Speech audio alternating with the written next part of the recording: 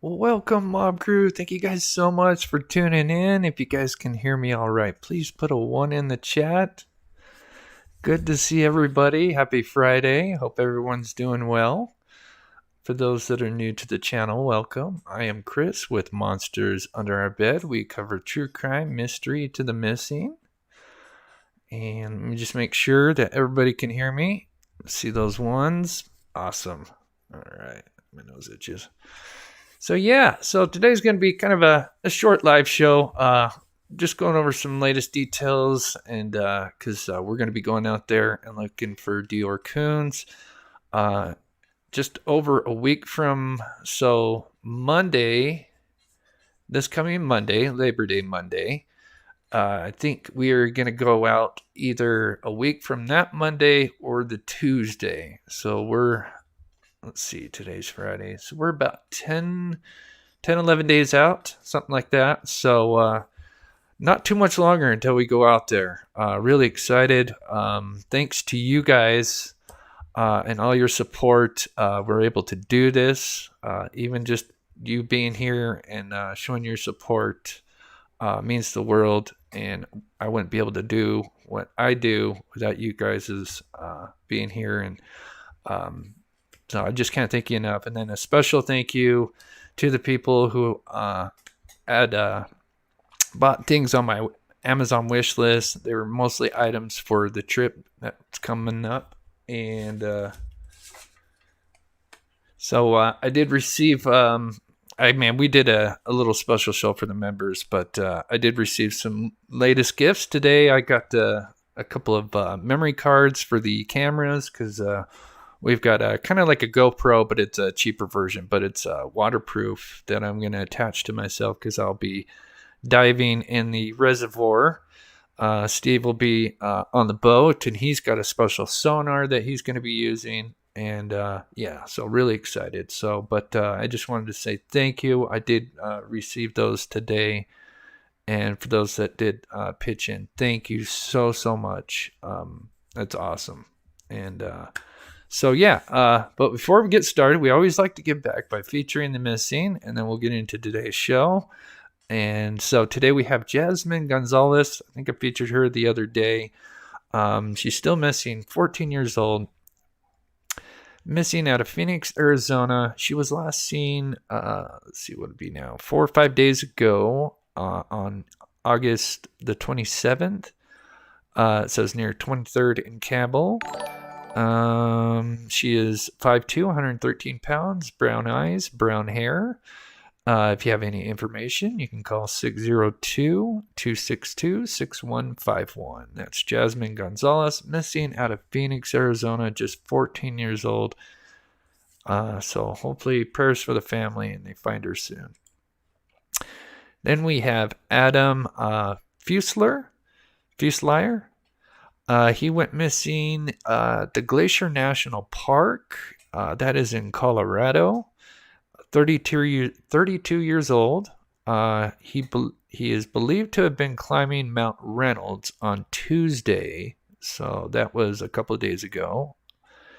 So his notes here, 32 years old, 6'1", so he's a tall guy, 180 pounds, brown hair, blue eyes. Adam missing out of Mount Reynolds, Colorado. It's Glacier National Park. So if you have any information, you can call 406-888-7077. Okay. So let me know in the chat. You guys have any special plans for the Labor Day weekend? Let me get caught up here.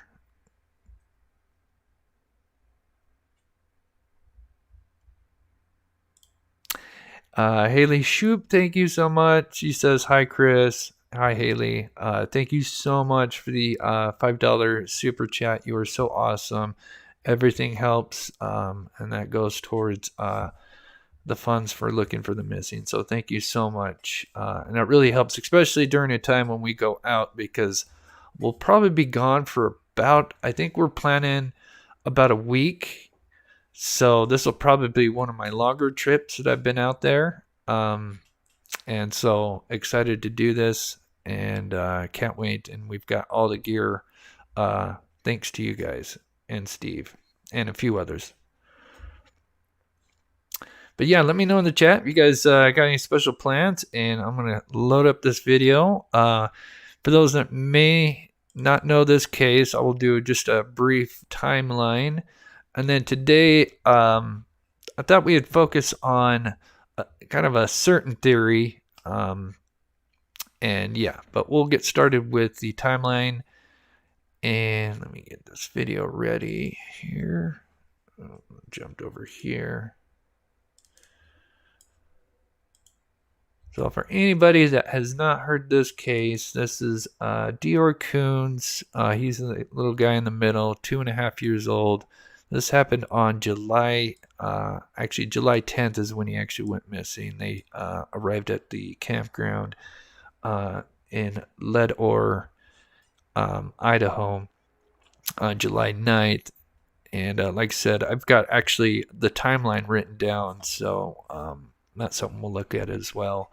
And then I also got a few theories we'd look at, and then some relatable cases with some kids that went missing that are close to his age, and what happened in that case, and what can we kind of learn from those cases compared to this one. And then I also wanted to look at, because it's been kind of silent.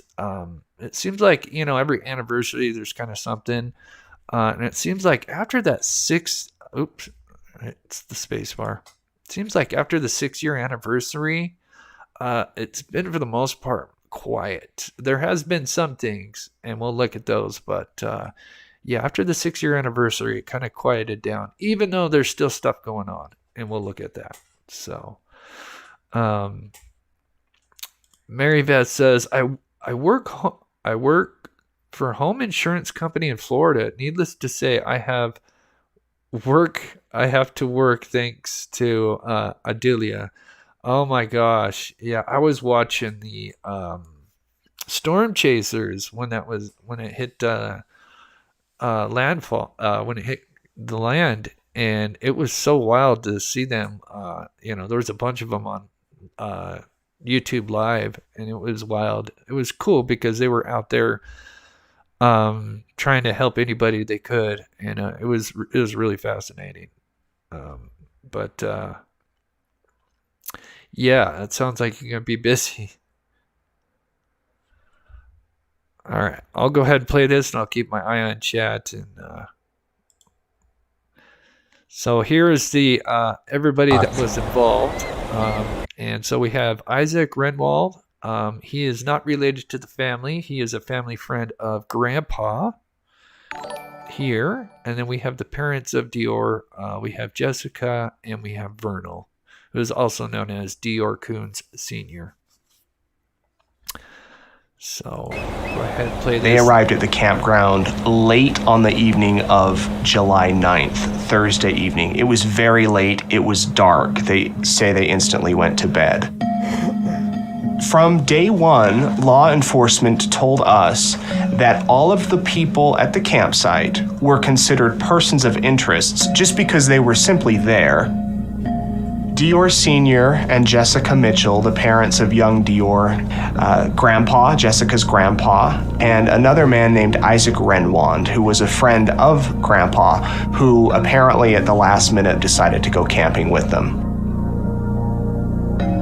It was dark when they got there. DeOrr said they parked the truck, parked the trailer, and the Suburban. Isaac pitched his tent. They got Grandpa settled in the camp trailer. They slept in the back of the Suburban, got up the next morning, and then he realized how rural it was. They were basically at the end of the road. Thought it was a pretty safe place, cliffs on all the way around, not really any way for him to get out, They had gone into DeOrr to the store because Jessica needed feminine products. They went in there and they bought, just that stuff and then some candy and stuff for little man. Jessica goes to the bathroom as the boy's being loaded up, and they return to the campground. So when they get to the campground, this Isaac... Yeah, so while they were at the store, Isaac and Grandpa were fishing. They had found a nice little fishing spot, so they were actually fishing while the parents and baby Dior were at the store in Ledor, and they were out there for about a little over an hour because it takes about 30 to 40 minutes to get from the campsite to the store, to the town of Ledor.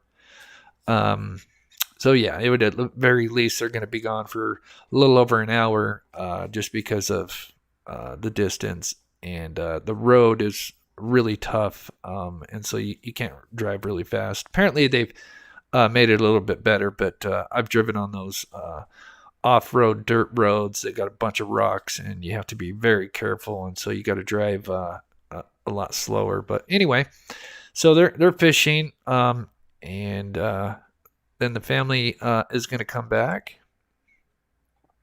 And this is one of the shot of the creek. And then this is kind of a demonstration that was done on Missing 411. And I'll get to the chat. Thank you guys so much for the donations. I will get to them here in a second. So here's just kind of an illustration of who was supposedly where when the time of separation happened. So after they get back from the store, Grandpa and Isaac, Grandpa was kind of tired because he had just done some fishing, so he was going to hang back at the campsite. Well, the four on the top, Isaac on the left, was going to go show him where this little fishing spot was. And so the parents and Dior were going to follow him and go check out this little fishing hole, which is not far from the campground because it's all real close. So Isaac leads the way. Then we have Dad and then Mom and Dior kind of hanging back a little bit. And I think about halfway getting there, because it's just where you see the trees, it's where these heads are at. The creek is literally just as the tree line is. It's just inside of that. So it's really not far from the campground. As they get about halfway, I guess little Dior wanted to get some candy from his grandpa. And so last minute, Mother says, oh, well, we'll have Dior go and have Grandpa, he can go get some candy, and Grandpa can look after him while we go check out the fishing hole, because they don't plan to be gone for that long. They're just going to go check out this little spot. So she slowly starts heading as they separate. She says she looked back a couple times and says that she saw little Dior walking towards Grandpa. She keeps looking back over her shoulder to make sure the little boy's not following them. And when she was confident he wasn't following, they went to the two spots along the creek where they supposedly caught the fish. Well, they went down there probably 10, 15 minutes, and then they saw minnows. And they were going to go back to camp and get little man because he loves fish. Like, he loves bugs, stuff like that. And so they went back up there, and Dior looks at Bob and says, where's little Dior? And Bob says he was right here. Where's little Dior? And Grandpa said, well, he's right there. Of course, he's not there. Grandfather claims he didn't go inside his trailer, but I believe he did. Police say that Isaac Renwand at this time is down at the creek fishing. They say they panic. They do a search of the immediate campground. They look wherever they can. Craziness started. They started yelling. They started searching. They searched for about 15 to 20 minutes. No sign of them. Dennis decided they better call 911. It's a remote area. You can't get cell phone service. Jessica says miraculously she got a signal. And that's so true. I've been in a lot of these because I live in Utah, and obviously we border Idaho, and a lot of this terrain is just like Utah. We have the same situations, especially kind of spots like this where you've kind of got like these, it's not like a canyon, but kind of where you kind of got you're in this little valley, and then you've got the kind of the mountain ranges on both sides, or hills, however you want to call them. And so obviously the taller they're going to be, and the more deeper you're in, and especially back then, 8 years, there's not many cell towers out there, so more than likely you're not going to have any cell service because you're just not in a good spot.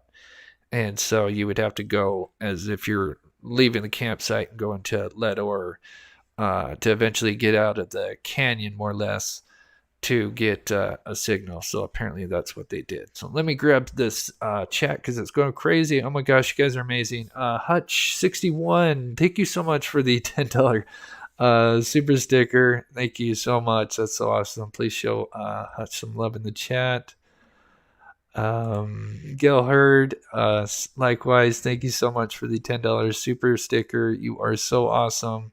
Please show Gail some love in the chat. Also a new member, and I know I'm missing a couple here. Where there we go. Different love to you and Chris. Thank you so much, Gail, for the Canadian $10 super chat. You are so awesome. And there's still, I'm missing. There's a bunch of them. Love you, Chris and crew from South Africa. That's so awesome, Mandy. Been a member for a whole year. That's so awesome. You guys are truly amazing. And I said we would not be able to be going out on this mission if it wasn't for you guys. So thank you so much. Chris, hope this helps for your trip. Thank you so much, Debbie Olander, for the $20 super chat. Please show Debbie some love. You guys are truly, truly amazing. Let's see here. Emo, good to see you, buddy. Hope you're feeling better. Hey, Chris, still off work with COVID. Oh, I can't believe you got the new variant. That's terrible. But I'm feeling a lot better today. That's great. This case is crazy to me. I have no idea what happened to this boy. Yes, it is a huge mystery. And I know a lot of people, or there's a few people that obviously suspect the parents. And you know, we've kind of looked at all angles since we started. This is like our third kind of podcast on this particular case here. But today we're not going to focus much on that theory with the parents. Plus, anyway, you know, we're going to be going out there in a week. And last thing we want to do is be kind of throwing the parents under the bus. And then, you know, by the happen chance that we actually find DeOrr, and then let's say it was an accident, you know, be absolutely terrible. So, you know, we really don't know. And we'll talk a little bit about that because, yes, they were brought up as suspects. But now the new chief has come in who has actually worked on the case since the beginning. And he believes that the old former chief from Lemhi County kind of jumped the gun when he labeled them as suspects. He feels like that. And we actually will look at that interview. He feels like that was not necessary. But like I said, we'll focus on the timeline. And then we'll kind of get over to a little bit of theories a little bit here, and we'll go from there. Okay, I think we're caught up. Oh, let's see, one more. Here is some more for your trip up there to try and find this little boy. Thank you so much, Emo. Please show Emo Jim some love in the chat. He's been a member well over a year, and well, as a matter of fact, I think he's been with me from almost the beginning, if I recall. So that's so awesome to have a real OG in the chat. A lot of you guys are, and it means the world. Anyway, back to this, but. And everything helps. And one thing I wanted to say, I'm so lucky because it's not just me. I'm going out with Steve. I'm sure most of you know who Steve is, but if you don't, Steve is former law enforcement. He worked in forensics. He worked SWAT. He was a detective. I mean, he's kind of done it all. And he is so smart. And I am so, if there was anybody to take, it would be Steve to go out there. And just so excited. So hopefully, you know, we can find some answers. But my 2-year-old son.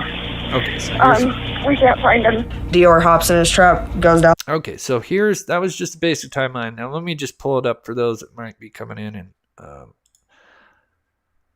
what I wanted to do, something I hadn't done before, is kind of put it down on text here so we can kind of see. And I'm not going to focus too much on Thursday in the beginning. So it looks like this was kind of a last, I don't know if it was last minute, but usually I would think you would like to get to a campground before it's dark, so that way you could set up your camp and you're not working in the dark, because that sucks, especially when you're out in the middle of nowhere. Obviously, there's no lights except for whatever you bring, and it's just not fun to be setting up stuff. I mean, if you have a camper, that's fine, but and it looks like, I guess they did end up sleeping. I think some people had a tent, but anyway, so we'll kind of start midway through here, but so this is the day before. This is Thursday, July 9th. And so they leave towards, let's see, let me get to evening. So a little before 7 p.m., I think they're kind of on their way out there. And I think it's about a 2-hour drive, maybe a little less from where they're coming. I think they came from Idaho Falls, something like that, to this campground here. And apparently, I guess they tried to stop at a couple of places, but unfortunately, they didn't have any gas because either they were closed or they didn't have gas. So they stopped at a couple places between 7:10 and 7:48, no gas, or it was closed.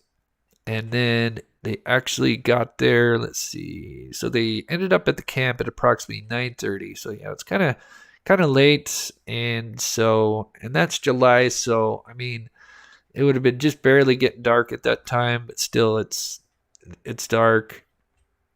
So they set up for so they started setting up the camp after 9:30. As they had gotten there, they did set up a campfire. It looks like Isaac and Grandpa kind of stayed up, according to Isaac statement. He kind of stayed up, and then Grandpa as well, and I guess Grandpa drank some whiskey, and so they were up for a little bit.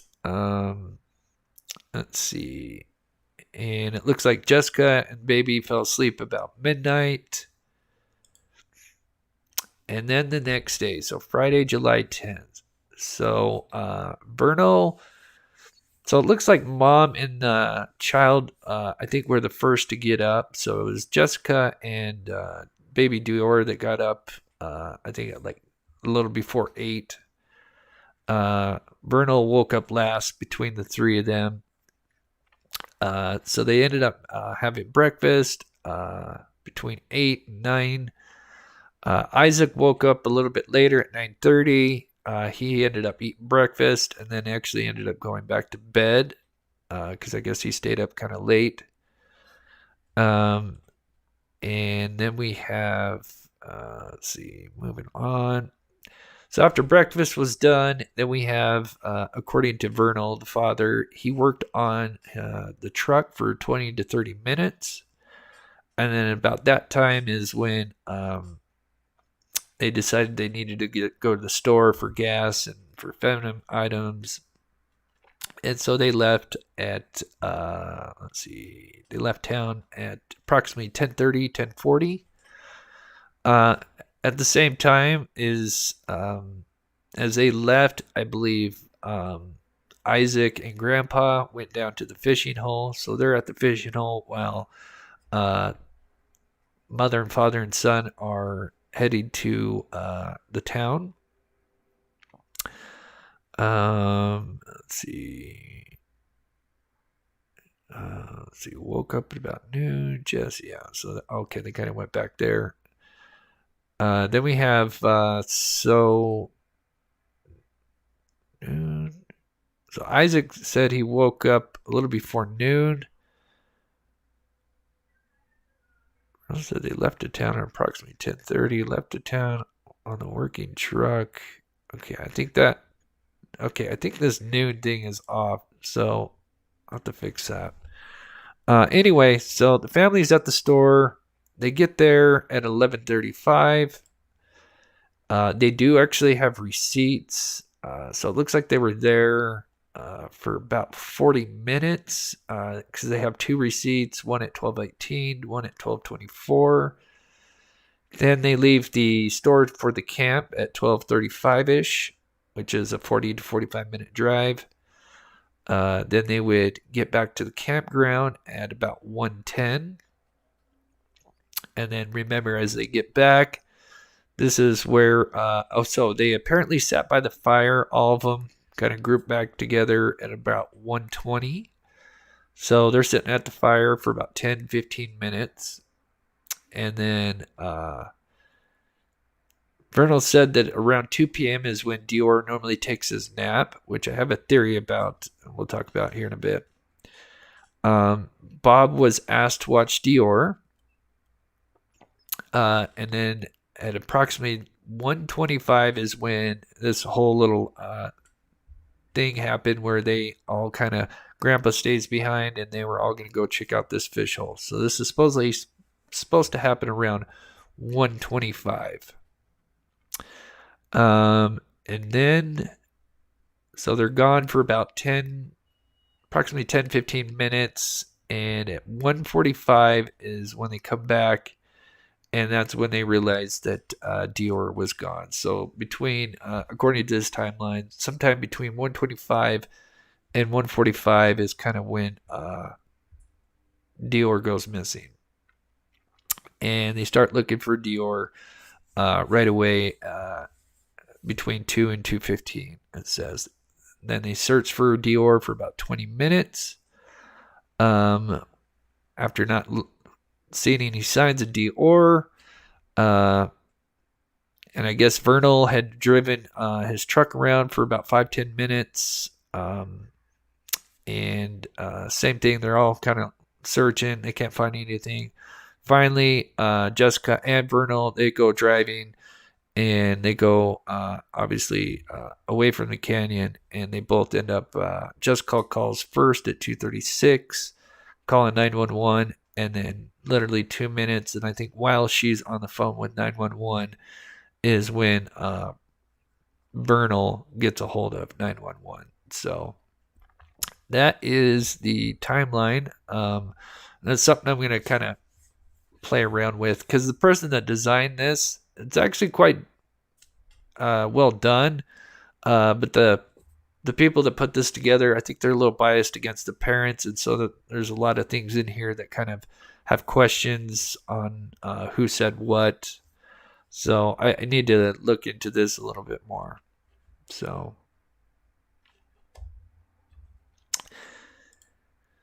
this was what DeOrr was last seen wearing. He was wearing a camo jacket, blue pajama pants, which is good for us, as I mean me and Steve or anybody that's searching. And then he was wearing, which is very interesting to know, he was wearing at least 1 to 2 sizes bigger of these camo cowboy boots. And these are almost exactly what they have. I actually have a picture of the real ones, but these are it. Now, what's a pain in the butt is these camo jacket and boots. Obviously, if they're left behind, they're going to be a pain in the butt. If we're like flying a drone or walking and hiking, trying to look for any kind of clothing that's left behind, obviously that's going to be tough to see if it's mixed in with all the other brush and forest. But the blue pajama pants will be huge because that is a bright color. It seems like every time when I've gone out with like Aiden Clune, sadly Aiden Clune was wearing like a dark shirt, a dark hoodie, brown Levi's, nothing that was like bright that would, so when I fly my drone, there's something I can, something bright that I can kind of keep my eye out for. And a lot of his stuff was dark, so it would just blend right in. So those blue pajama pants are huge. Let me see what the chat is saying. Dog Defender. Does anyone wonder about Grandpa's friend, his background? How well does he know Dior? So, for those that don't know, Isaac Renoir, uh, so he had never met, he only knew Grandpa. He had never met Vernal and Jessica or Dior. So, he had never known of them. Well, I mean, he knew of them, but he never met them. So, this is the first time that he had met the family and vice versa. He just knew Grandpa for 4 to 5 years prior to this. Now, as far as I know, I don't think he has any negative background or bad records. And as a matter of fact, when I was reading Reddit, because there's been so many interviews, and the one thing with interviews, after so many years, there's obviously going to be some kind of inconsistencies because they keep getting interviewed, and it's been like, you have a 2-year interview, then a 3-year interview, a 4-year interview, and obviously that's probably going to, so little minute things are probably going to change from your first initial interview because it's been so long.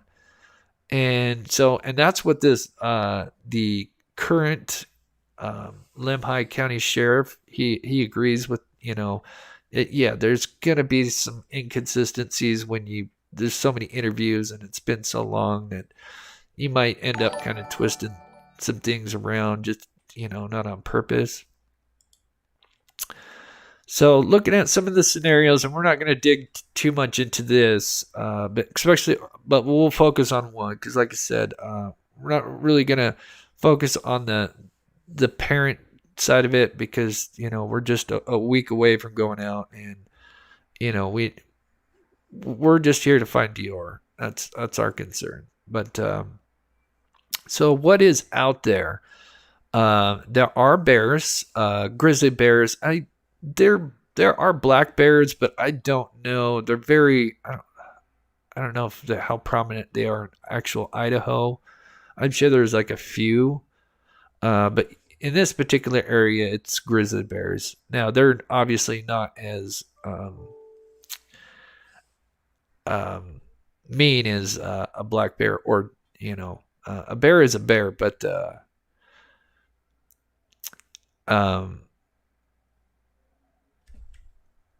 sorry, lost my hearing there. Anyway, apparently around 3 bear attacks in the U.S. each year are fatal bear attacks. So there's only actually three or four a year that are actually fatal in the entire United States. That actually kind of surprised me. Now, the attacks are up in the hundreds, but the actual fatal attacks by a bear are only 3 to 4 a year. Dogs kill 30 to 50 people a year. So just kind of give you an idea. Then there are mountain lions and bobcats, and as scary and cute as they are, we definitely have them out here as well in Utah. But apparently over 150 attacks have happened, but only 27 deaths in the past 100 years. So it's pretty rare when it comes to mountain lion attacks, or deaths anyway. There are attacks, but actual fatal attacks are very rare. They also have coyotes and wolves, but same thing, even much less frequent. Only 2 fatal deaths by coyotes in the last 26. 2 fatal deaths by coyotes and 26 by wolves throughout the world per 100 years. So 2 by coyotes and 26 by wolves in the past 100 years throughout the entire world. So as far as fatal attacks. Then I mentioned eagle. Only reason I want to mention eagles is because they do have eagles. They have the golden eagle, which is very pretty. It can lift up to 30 pounds, and Dior was approximately 26, 27 pounds. So slim chance, but it's definitely possible that an eagle could have picked him up, blew him. But yeah. They attacked from behind. I'm assuming you're going to say, I'm assuming either you're talking about mountain lion bobcat on that one, but I'm just assuming. As a matter of fact, when we were out searching for Aiden Clune, we did, because we were getting close to some of the dens, the mountain lion dens out there. And as we were starting to come back down the mountain, because we knew we were getting close to one, and we're like, yeah, we don't want to, we don't want to provoke anything. And as we were starting to go back down, we actually could hear a mountain lion actually kind of tracking us a little bit. Yeah, it was kind of scary.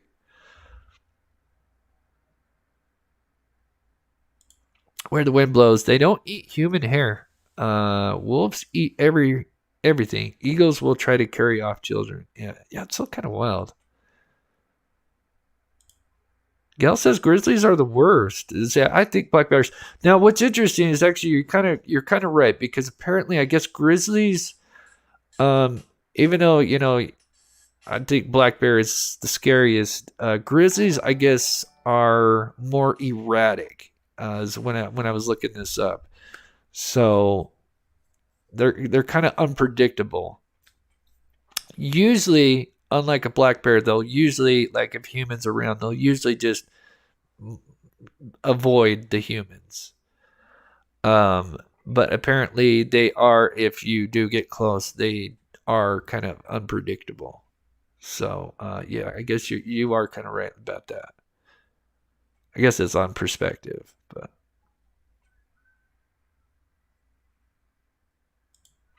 Olivia, thank you so much for the $5 super sticker.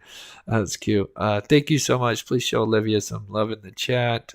Make sure I didn't miss anything. I really wonder if this timeline is correct. I also believe Gramps might have dozed off for a bit as well. I agree. I could see him either just sitting in the chair and maybe kind of dozed off, and the kid was in front of him or nearby, and he dozed off because obviously he was the grandpa was on oxygen. Obviously he's not the healthiest at that time, and he just got done fishing, so he's probably kind of exerted himself and probably needed a nap himself. And so yeah, sitting in that chair, maybe here's DeOrr, and everything seemed good, and then kind of just close your eyes for a minute, and then next thing you know, 10-15 minutes gone by, and everybody's coming back and saying, hey, where's DeOrr? And he's like, oh, he was right here. Let's see, did I get anything? Okay, I think I got everything. I see 18 months. Oh, there we go. Get this one here. Michaela, be very careful, Chris. Keep in touch, please. Yes. So we'll move on here in a second. But so Steve, obviously he's former law enforcement. He's coming with firearms. So I feel very comfortable with having Steve around me. I do have my bear spray. I do have other axes and knives and some blades that I do keep on me. So yeah, I will be prepared, and like I said, if anything happens, we'll try to have the camera going. I think we'll be fine though, but we will be keeping our eye out for sure. So I wanted to bring this little story up. So this is Jared Ottadero. So Jared went hiking with a group in National Forest in Colorado in 1999. That's kind of wild because we just featured somebody missing from the National Forest. It was generally declared that the group split into two groups, a faster and a slower paced group on the trail, and Jared was a part of one of these groups. Apparently, and so Jared is 3 years old, so he's only 6 months older than DeOrr. Apparently, Jared ran ahead of the group that he was with, the boy had reportedly saw some people up ahead, some fishermen, and so he ran up to supposedly talk to these two fishermen. These two fishermen said to investigators that they didn't think much about Jared being alone since they had seen the Christian Singles Network group. This is the group that's leading the hike. And they noticed that about 50 to 80 feet down the trail is where everything was going on. So unaware that Jared was not related to any of them, the last the fisherman saw of Jared, he was walking rapidly up the trail near an adjacent campsite. So it looks like he kind of got ahead of the group and then even got ahead further. And that was the last time he was seen, sadly. So the members of the network group, as well as Jocelyn, heard a loud scream not long after this. According to Jocelyn, I hope I'm pronouncing it right, the scream had little context, as it sounded like both like somebody getting attacked or somebody playing with somebody, like a playful scream, like someone was going up to tag Jared. So they weren't sure what to make of it. The group members searched for Jared for roughly an hour, then returned back to the resort to inform Alan about the disappearance, who is his father. So that happened in 99. So, of course, they did search. They did search and rescue. They could not find him. So we fast forward 4 years. In 2003, two businessmen, Rob and Gareth, were hiking together in this canyon near Big South Trail, which is kind of close to where the Christian group was at. And they came across, and they were on this kind of rocky shoal, which is interesting because this rocky shoal, there's that similar type of environment in the area that we're going to, and we'll look at that because I want to search that little spot. But anyway, back to Jared. So sadly, as they were coming up these steep shoals, they had found a bunch of things. They found a pair of shoes. The shoes were interesting because they almost look like brand new. They didn't look like they'd been sitting there for 4 years. They found a brown polar fleece. They found his blue trousers, which we'll look at, and then his sneakers, which I just talked about, looked brand new. Authorities were notified, and then, of course, they found his partial skull cap. And then after doing some DNA testing, they did determine that it was Jared. So absolutely terrible circumstances. So I thought it was kind of interesting because some of these things are kind of similar to what DeOrr was wearing, at least in the top half. You've kind of got some darker colored top here, and this is what was recovered. So the shirt had a few holes in it, wasn't too beat up, but his pants, which happened to be blue, or his PJs, I don't think they were PJs, but some pants, sweatpants. They were obviously, birds were using it to make nests, so obviously it looks a lot worse, like he was attacked. And then there's his shoes, which do look pretty compared to all the other items, considering it was supposedly out there for 4 years. You'd think sitting in the sun it would be faded, weathered, but they look not brand new, but they look, barely worn in. So they believed that he was attacked by a mountain lion and dragged up this kind of rocky shoal. His father doesn't believe that. And we just went over, kind of how many fatal deaths come from mountain lions, and it's very, very rare. So it is kind of a wild case. I feel very bad for the Father Allen. But at least they did find the boy. But this was just a case of where the boy did accidentally run off.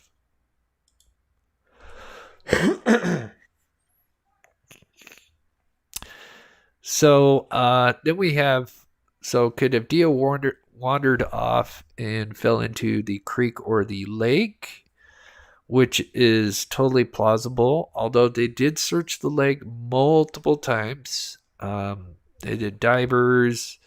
Supposedly this stone reservoir is not that deep, but they never found anything. They searched the creeks. I mean, they were on their hands and feet, supposedly in the creek. They didn't see anything.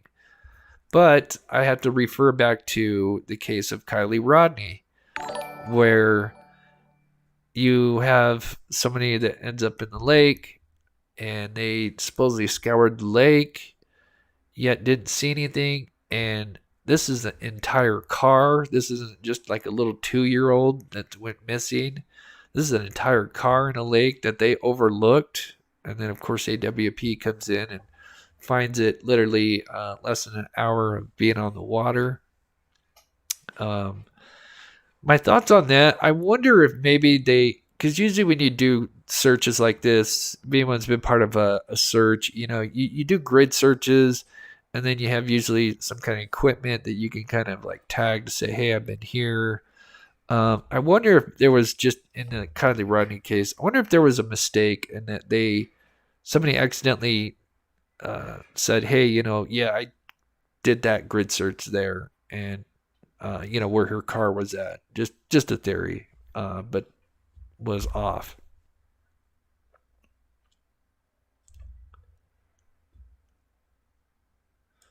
Don't bears bury some of their prey? I don't know. Interesting, though. So that's a great comment, Bigfoot. I don't think Grandpa's friend would be smart enough to be able to hide something. And yes, I'm going to bring up that exact argument. Yes. Anna says large raptors can strike larger prey, but they can't fly off with it. As in, fly so far away a small child would disappear. Yeah.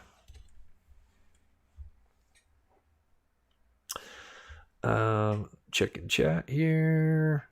Okay. Oh, is it really? Oh well. Well, prayers for her and her family, because man, what a mess that turned into. And gosh, I hope. Yeah, that case just turned into a circus, and there's now lawsuits going on. That's all I'll say with that. So yeah, and I'm just going to touch on this for just a second. Or it could be an accident or homicide by one of the family members or Isaac. But this is the question, or the argument. Although there was supposedly deception by the parents, supposedly, and this is really, when they say deception, they mean that there's some inconsistencies in the stories. And like I said, it's been, they get interviewed every so many years or whatever, and I'm sure there's going to be minute details that might have gotten changed, or maybe couldn't think of one thing, in the past, and now it kind of, you remembered it, so you add on to it, and now so obviously it changed, and so it raises red flags. The parents were identified as suspects by the former Lemhi County Sheriff, but the current Sheriff, Steve Penner, who we'll look at a short interview. I mean, he's got a big interview, but we'll just look at a short part of it. I really like this guy. Believes that they should have not done that, and that they didn't actually have any evidence to prove their involvement at the time. And he wasn't happy that the former sheriff had did that, because they just really didn't have anything. I mean, obviously, they were labeled suspects in 2016, and here we are 7 years later. So, that may have been premature. And then on top of that, the biggest issue with the scenario is that you have 4 people now 3 since grandfather has passed away, would have to continue to keep their stories aligned for the most part. And Isaac is not part of that family. He has, he has no actual skin in the game. So I don't see, if the mother and father were involved and he knew somehow, like, why is he going to protect them? He doesn't know them. He met them for the first time when they went camping. I mean, and then this is the thing is they say that, some of their stories don't quite add up from, between the years, but yet Isaac's story aligns with the parents for the most part, and they do believe that Isaac is telling the truth. So to me, it's I don't know. I would think, and they're all split up now. You've got, they never actually were married, Jessica and Vernal, and then they ended up splitting up. And I think Jessica's remarried. Isaac Renoir, he has gotten married. So you would think if there was any animosity, one of them would have broke by now and threw the others under the bus. Okay. So yeah, let's look at the interview, and I'll get caught up in chat, and then we'll look at a few more stories, some happy stories, with similar cases, as close as I can find, with kids around his age that went missing that were actually found, and what happened in that case. Just the short version. And I do have a theory, because we do notice that it was supposedly around his nap time. And so I kind of have a theory that I wonder if he did kind of go wandering off, and then, it is close to his nap time, that he ended up wandering off just a little too far, couldn't make his way back, took a nap, and then from there, who knows. But I do think it's interesting that did happen close to his nap time.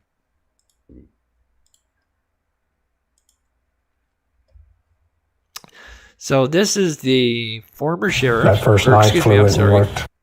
Current sheriff. He's been working this case since the beginning. Really great guy. This is Steve Penner. And we'll play about 5 minutes of his interview here. But here's his thoughts on, and this is on the 6-year anniversary. Really good. They were the opinion that he wasn't in there. That he was not? Yes. Okay. All right, so you focus on the reservoir, you focus on the campsite, you search all around, there's nothing. Let's fast forward several months, and it came out that the parents were named persons of interest or suspects, depending on how you phrase that. What does that mean? They've never been arrested and never been charged. We want to make that clear. But what does that mean? Was that kind of a way to hopefully get them to open up to announce that? Or? That really wasn't my push at that time, and so I'm not real sure exactly what the motivation or thinking was behind that. There's certainly, some concerning some of their behavior, some troubling aspects to it. Have the stories between the 4 people up there been straight? Been consistent with each other? To a large degree. There's been some inconsistencies, which isn't particularly unusual. The timeline that we have, it doesn't disprove that initial story. It doesn't necessarily prove it either, but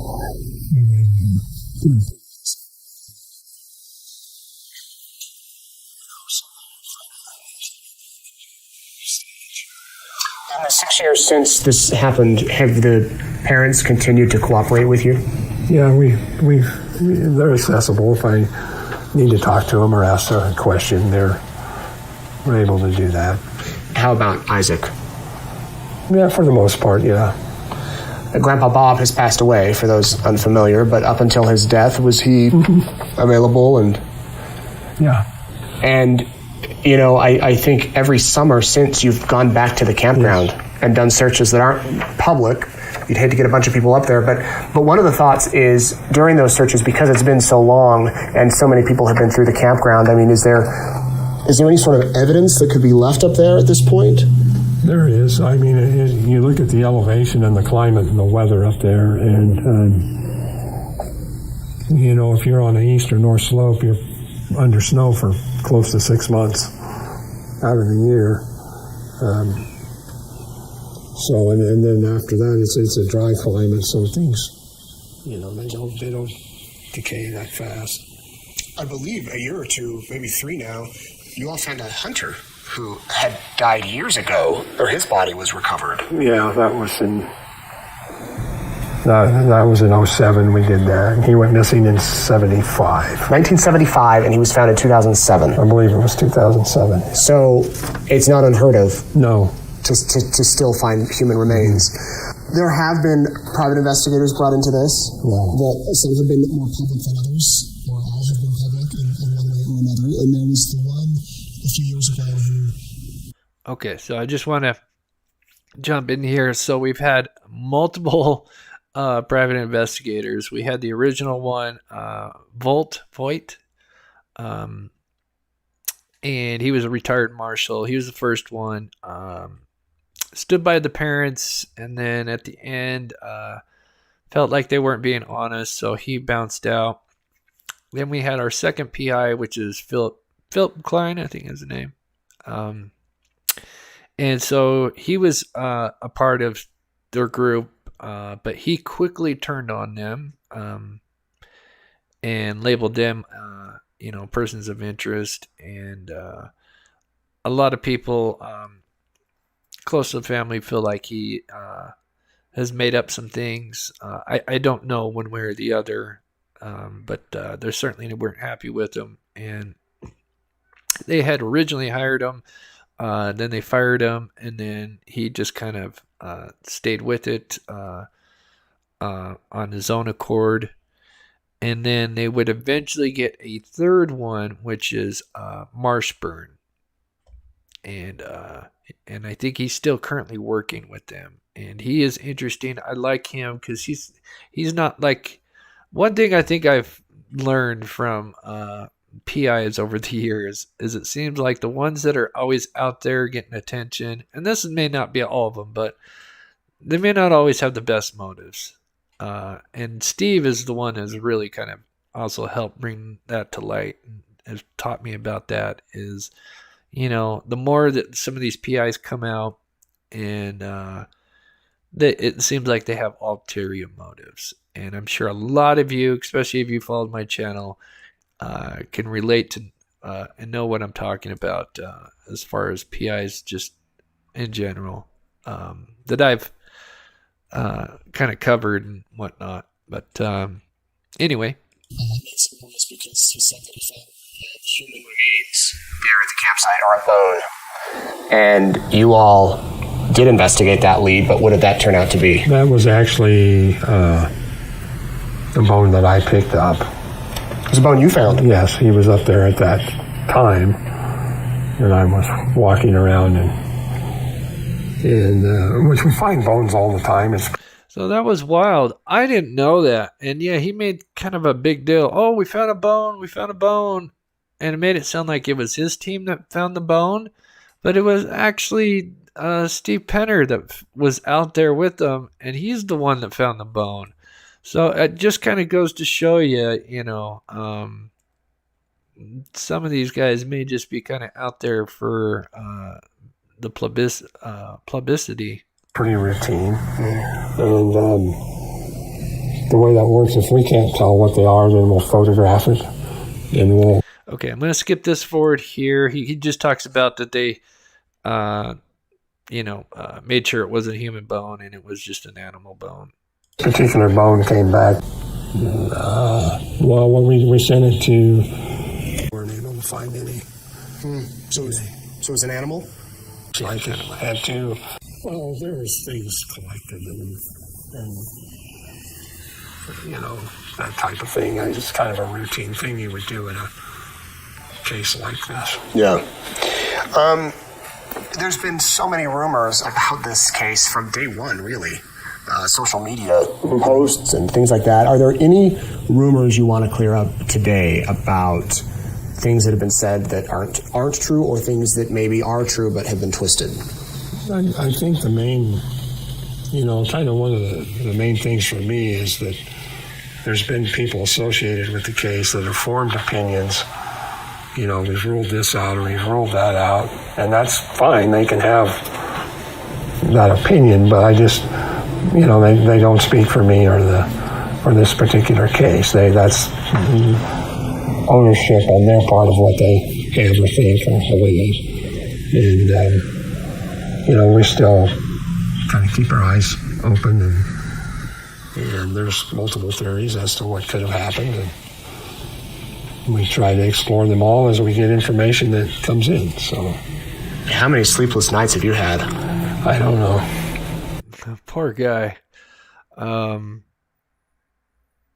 And I think there's one more thing in here, and then there's a couple other things we'll touch on here. I'm going to get to chat because I see there's a few members, and I appreciate you guys. There's been a lot of people that have really given up a lot of their personal time to come and help and search. To this day, has there been any sign of Dior anywhere since the camping site, since the camping trip? I don't believe so. No surveillance footage anywhere? Well, you're talking about after or the day of the trip, like showing maybe, okay, they stopped here for gas and they got them on camera, they stopped here, no, nothing. Which we should point out that that store in Ledor, it's remote. I can understand why they might not have cameras up. Mm-hmm. Yeah. So where does the case stand today? So the way we've been working is every time we go up and we do a search, okay, we look at that, we apply it to other work that we've already done. You get information that comes in, you look at that, you review and you apply it to what you have, and pretty soon you start to have this, it's almost like it is a book, it's kind of layered, where when you combine those things and then you kind of seek your direction as to what your next priority is and what you're going to do next. Okay, let's see here. Clothing material found, or leather boots, or bones, or teeth? Not yet. So, I'm sure you've been asked this. I'll ask you again. What do you think happened? I don't know what happened. I mean, you have those. Was he abducted? Was he a victim of, some type of foul play from one or four or more? Or was it some type of a nature take? And by that, I mean, he could have slipped out of there and we just failed to find him. He could have moved out a little ways, encountered a large predator. I guess I would say it's one of those three. They can keep a secret. The mountains can keep a secret. But usually that secret eventually comes out. But yeah, the mountains can keep a secret. I like that quote. Kind of scary. Let's see. Karen Boardman, where'd you go? They are member for 7 months. That's so awesome. Thank you for supporting the channel for that long. That's so amazing. Thank you, Karen. And one thing I wonder is, gosh, I wonder if they could get some kind of satellite imagery just kind of showing from that day. I know it's, maybe you could see like where things were set up. Man, I wonder if they've ever looked into that, getting some satellite imagery of that day, just to maybe give them any kind of clues. Maybe there was somebody, he kind of wandered up. Maybe there was like a predator, like human predator that was eyeing the family from, a ways and saw his opportunity and lured the boy and then had a vehicle a ways where they couldn't see, and then took off with him. And so it'd be interesting if anybody's looked into that. Jilly Bean, thank you so much for the support, being a member for 2 months. I really appreciate that. That's so awesome. And please show my mods some love in the chat. Jocelyn, D, Michaela, Copper Horse, Karen. You guys are so amazing. Hope I didn't leave anybody out. Okay, so a few more things here. So this guy, this poor kid. Tough kid. So just to kind of look at some scenarios that are let me get caught up in chat, because I just realized I'm not all the way caught up. Make sure I'm not missing anything. Oh, I did. Bushy, thanks, Chris. Sadly, baby Dior faded into the dark. Yeah, well, we're gonna try to keep him in the light. And for those who are just coming in, my name is. We are about 10 days out from going out. We'll be out there for about a week. It's going to be me and Steve from True Crime Web, former law enforcement, working forensics. There's nobody else I would want out there next to me who knows this kind of stuff. And then thanks to you guys, we've got the gear to do it. And we're going to have cameras. I've got a wetsuit. I'll be scanning the bottom of the ocean, the lake floor. I've got flashlights attached to me. I've got a camera, waterproof. So we'll have multiple camera views, even though that's not the main reason, but I do want to have a camera, especially going underwater, because I could easily miss something. And so we could easily go back and look and say, oh gosh, I swam past that or something. So, yeah. Can you rent a cadaver dog from a trainer? Steve does know people. There's been a lot of cadaver dogs out there, and they have hit. But it's never led to anything. That's all I can really say. But yeah, there has been cadaver dogs, and Steve does know how to, get a hold of. He's got some amazing connections. Having a terrible time at the moment. Appreciate your love. I'm so sorry to hear that, Megs. Please show Megs some love in the chat. Man, I hate to hear that. I went through a terrible time not too long ago. I kind of had some health issues, nothing major, but it kind of bummed me because I wasn't able to go out on one of the trips that I was supposed to go out on with Steve, and I kind of got the Debbie Downs, and so I'm so sorry to hear that. I hope things turn around for you. Okay, and I'll get back to chat. So this is a 3-year-old boy. This happened, I think, last year. So he was lost in the woods for 3 days, alone, full of mountain bears and lions. This poor little guy here. He looks happy and just terrified at the same time. Poor guy. I'm assuming it's in the back of the ambulance or something. But anyway, this 3-year-old boy got lost in the woods, and I think he just ran from his house in Montana, and then I guess they got a wilderness in the backyard, or they live in a wilderness, and so he wandered off, and he was gone for 3 days, and then they finally found him, and so they kind of asked him, what'd you do? And so let me find where it was. So according to the report, the 3-year-old was found 2 miles away from his house. Although hungry and thirsty, they found Riker healthy. He was shaken, very, very scared. It was a miracle he survived. 3 days gone. That's pretty amazing. 3-year-old, which is known for having mountain lions and bears. Further in the report, Riker apparently hunkered down inside a couple's shed. So I guess there was a shed out there in the woods owned by another. I don't know if it was their shed because it was 2 miles away. Maybe somebody else's shed. But he slept in a lawnmower bag, which is pretty amazing. And so he basically took shelter in this shed for most of the time until they found him. And so that's pretty amazing. And let's see.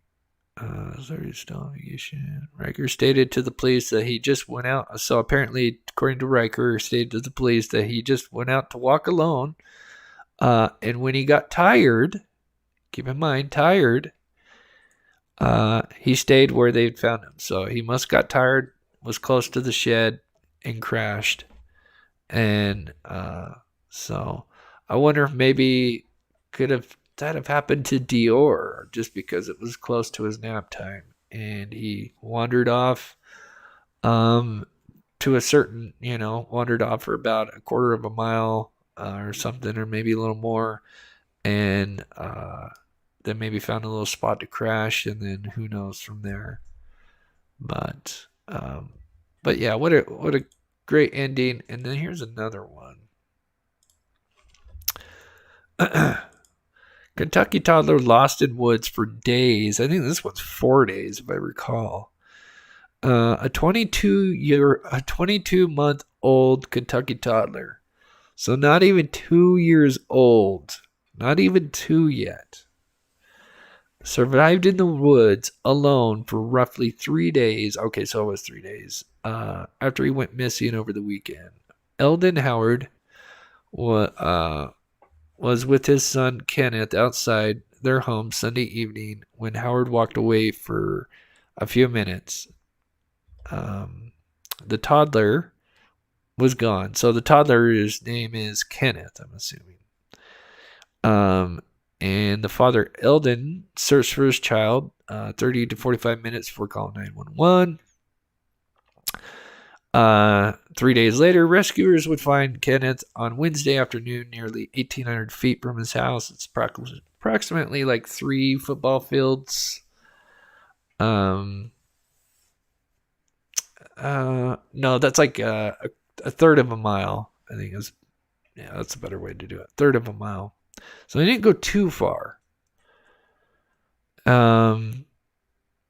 And he was, luckily they were able to hear him. I guess he was crying to rescuers, and they were able to hear him. And he was down a steep embankment, down about 50 feet. He was just in a little isolated area no one thought he would be in. He happened to cry, of course, when the searchers were looking, and they heard his cry. So, video. Hi, buddy. Look, Daddy.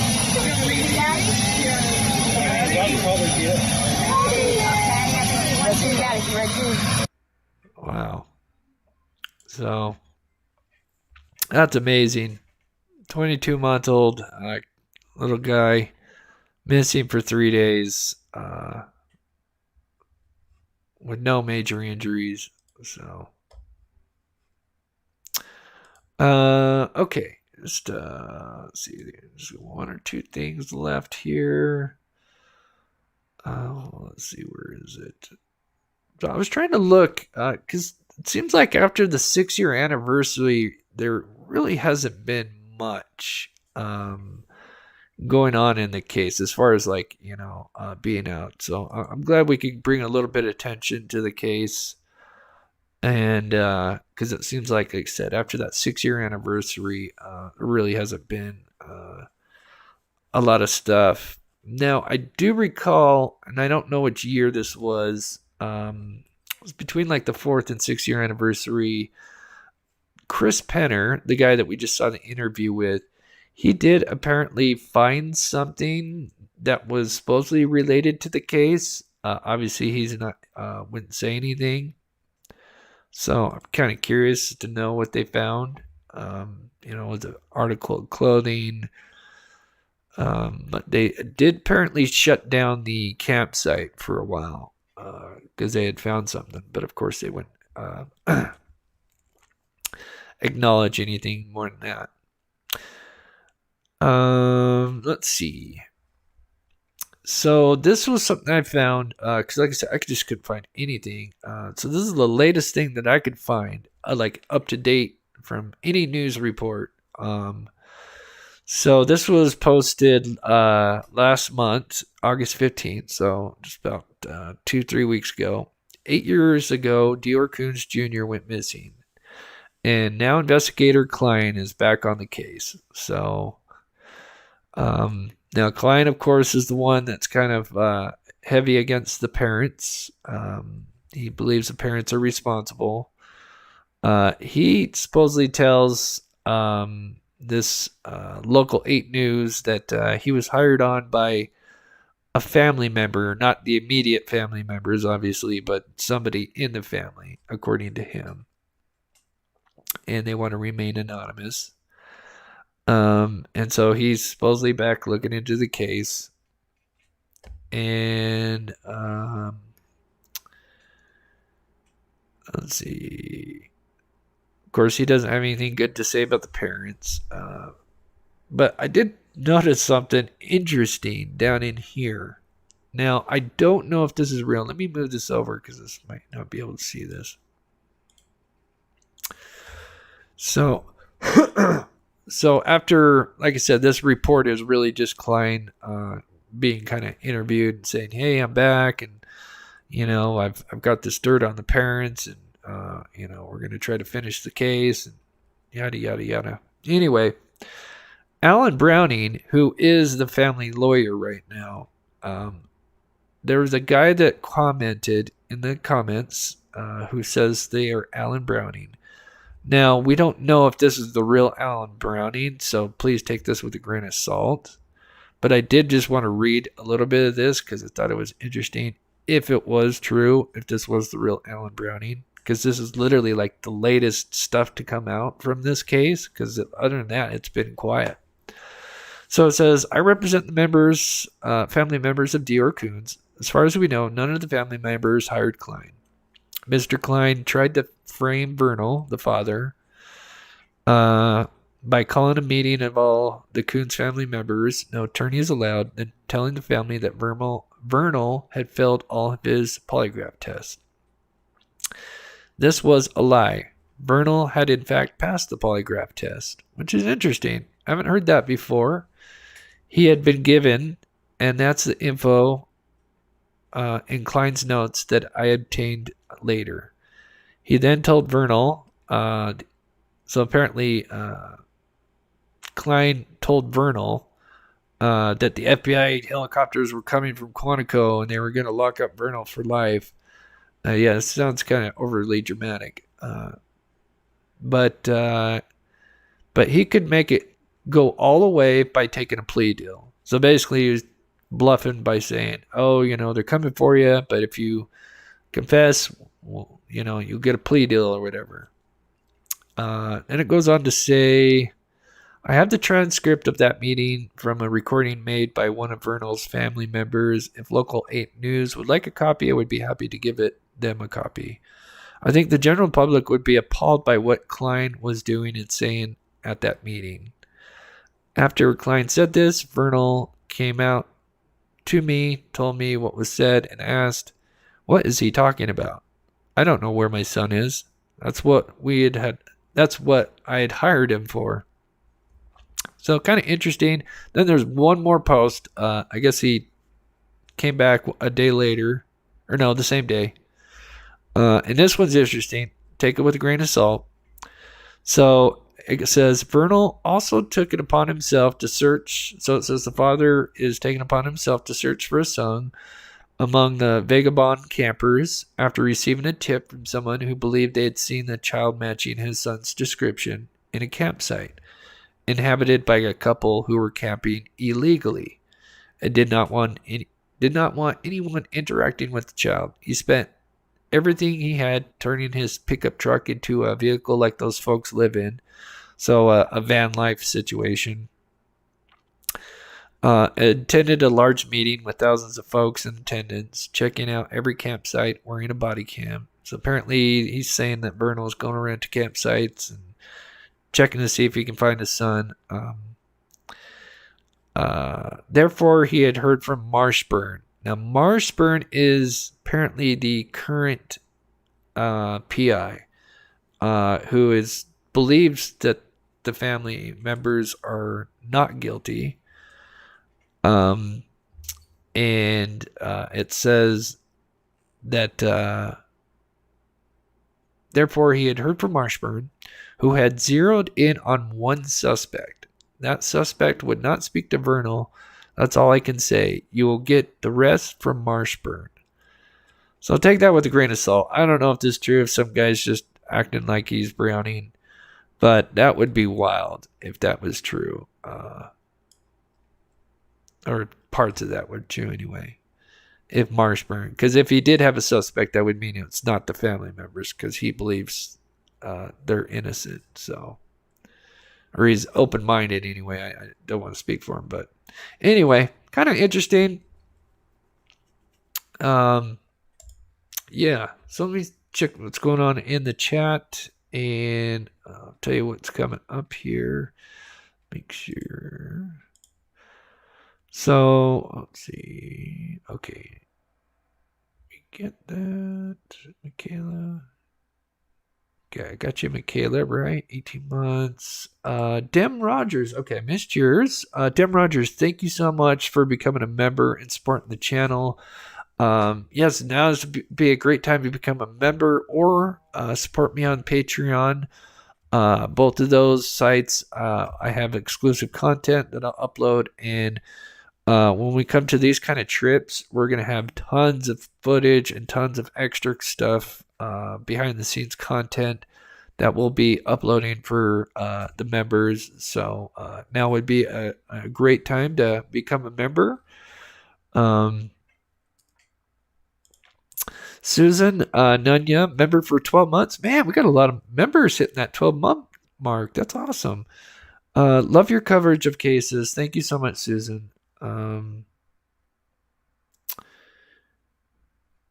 Monica, thanks for all you do for the missing and their families. Thank you so much, Monica, for the $4.99. I do what I can.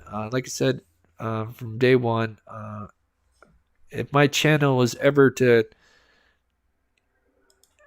pick up and get anywhere close to this level, which I never had thought of, I was going to do as much as I could to get back. And the way I do that is try to feature missing people. And yeah, Cunningham. Who is Browning? Browning. Alan Browning. That's the lawyer for the parents. He is the lawyer for representing them, because right now they do. Yes, we do tiers on both Patreon and this. For the most part, the tiers are more or less the same. It's just, whatever you can afford. I may do some things down the road to add a little bit more to, add some incentives. But right now there are tiers, but they're really just whatever people can afford. That's, every little bit helps. So.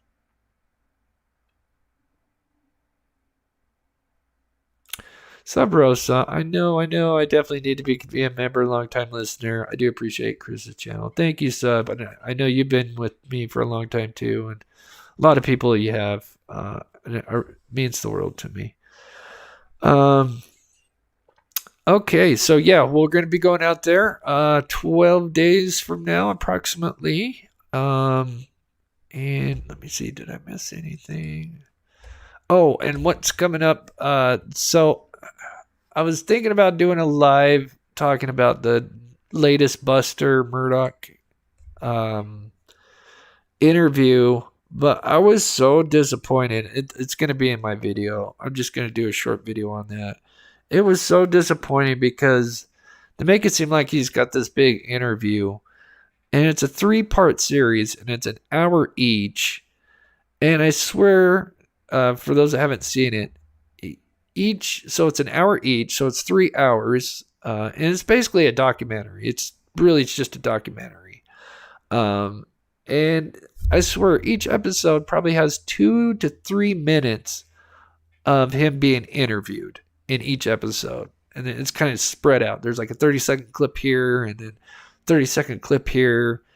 And no real pressured questions, the basics like, did you, harm Steven? Did you know, just a couple, nothing like, pushing him. And it was lame. It was lame.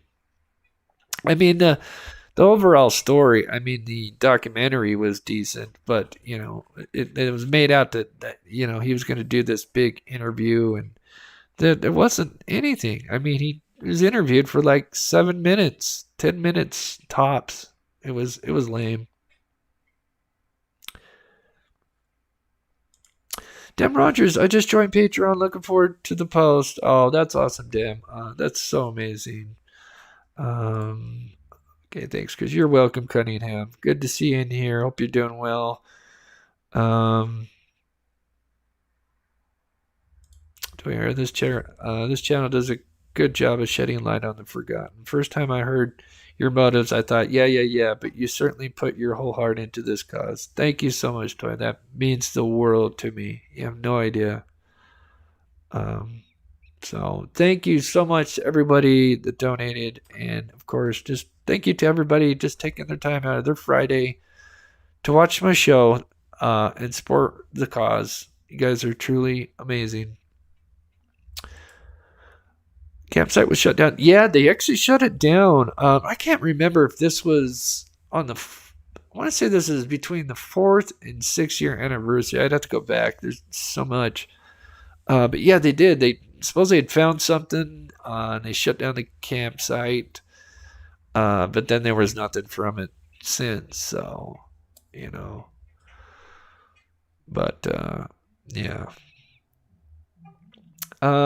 So anyway, I'm trying to think. I think that's probably it. So yeah, I'll have. Of course, we not only do live shows 3 times a week. We also do regular uploads because some people just like that 3 to 5 minute video. So I do try to cater to both sides. So, but I hope you guys have a wonderful Labor Day weekend. I think we may do a show Sunday or Monday. Yeah.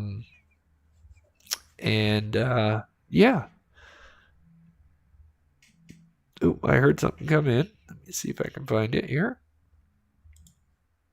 Emo, have a great weekend, Chris, and chat members as well. Thank you, Emo. I hope you get feeling better, buddy, man. Oh, I can't believe what are the chances to get the COVID variant. Oh, so sad to hear that. But I'm glad you're doing better, buddy. So, all right, guys. Thank you so much. I'm going to go ahead and play the outro. Let me get this outro set first. So, oh, the white bulldog. Thank you so much for the $4.99. That's so awesome. Thank you so much. That is so sweet. Okay, let me get this outro. And I think when I get back, we'll do a new pet outro. We'll ask for some pet pictures because it's been a while since we've done some. So we'll probably do it when we come back. Okay, guys. We'll see you in a few days. Have a wonderful weekend.